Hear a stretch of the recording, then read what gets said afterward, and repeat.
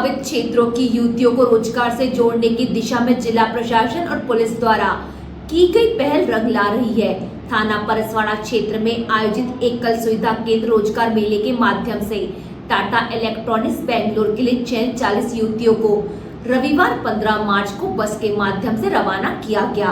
खास बात यह है कि आत्मसमर्पण कर चुके नक्सलियों को भी पुलिस स्वरोजगार से जोड़ने के गुण सिखा रही है। या यूं कहें, कभी जिनके हाथों में बंदूकें हुआ करती थी, आज वहां सिलाई मशीनों को चलाते हुए दिखाई दे रहे हैं। इस रोजगार मेले में कुल 80 युवतियों का चयन प्रतिष्ठित कंपनी टाटा इलेक्ट्रॉनिक्स में हुआ है। इनमें से पहले चरण में 40 युवतियों को बेंगलोर भेजा गया, जबकि शेष युवतियों को आगामी चरणों में भेजा जाएगा। चयनित अधिकांश युवतियां जिले के दूरस्थ एवं पूर्व अति नक्सल प्रभावित क्षेत्रों से आती हैं। जिला प्रशासन और पुलिस के इस पहल का उद्देश्य इन क्षेत्रों की युवतियों को रोजगार के अवसर उपलब्ध कराकर उन्हें समाज की मुख्य धारा से जोड़ना और आत्मनिर्भर बनाना है। अधिकारियों का मानना है कि रोजगार मिलने से न केवल इन युवतियों का भविष्य संवर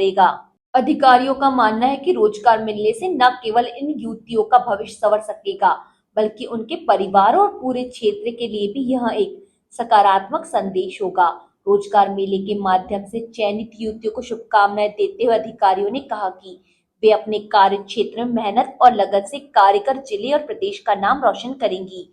साथ ही उनकी सफलता अन्य युवाओं के लिए भी प्रेरणा का स्रोत बनेगी।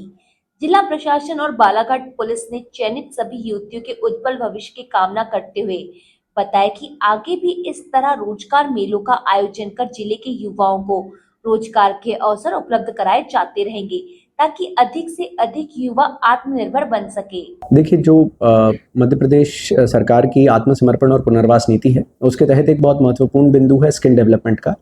उसके तहत जिन नक्सलियों ने बालाघाट में सरेंडर किया था, उनको पुलिस लाइन बालाघाट में इंटरिम में, जब तक इसकी कागजी कार्रवाई और प्रक्रिया पूरी नहीं होती, तब तक उनको बेसिकली जो उनसे एक अभिरुचि फॉर्म भरवाया था कि किस प्रकार के स्किल्स वो सीखना चाहते हैं। उसमें 2-3 चीज़ें कॉमन आई थी। एक ड्राइविंग स्किल्स के बारे में आया था, एक जेसीबी ऑपरेटर की जेसीबी को ड्राइविंग चलाना सीखने की बात आई थी, और तीसरी चीज़ आई थी टेलरिंग या बुटीक वर्क जो होता है उसको सीखने के लिए। तो उसके तहत पुलिस लाइन में हम लोगों ने एक ट्रेनिंग शॉप बनाई है, जिसके तहत बेसिकली जो टेलरिंग वर्क होता है उसको उनको सिखाया जा रहा है। करीबन 1-1.25 महीने से प्रशिक्षण चल रहा है। इसमें एक प्रयास हम लोग और कर रहे हैं कि हमारे बहुत सारे जो एसएसयू के बच्चे हैं, उन लोगों का अब सिलेक्शन क्योंकि पूरा हो गया है, उनकी ट्रेनिंग पूरी हो गई है, तो वो लोग भी उनकी भी यूनिफॉर्म धारण करेंगे।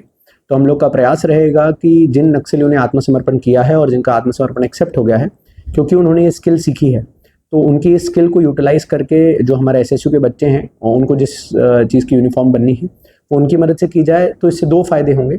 एक तो उनको भी ये समझ में आएगा कि कौशल विकास की क्या वैल्यू होती है, और सरकार की नीति का जो मूल उद्देश्य था कि उनको आत्मनिर्भर बनाएं जिससे कि उन गलत चीज़ों से दूर रहें, उसमें भी मुझे लगता है कि उसमें भी हम कारगर रहेंगे। तो इन दोनों चीज़ों पे अभी प्रयास जारी है।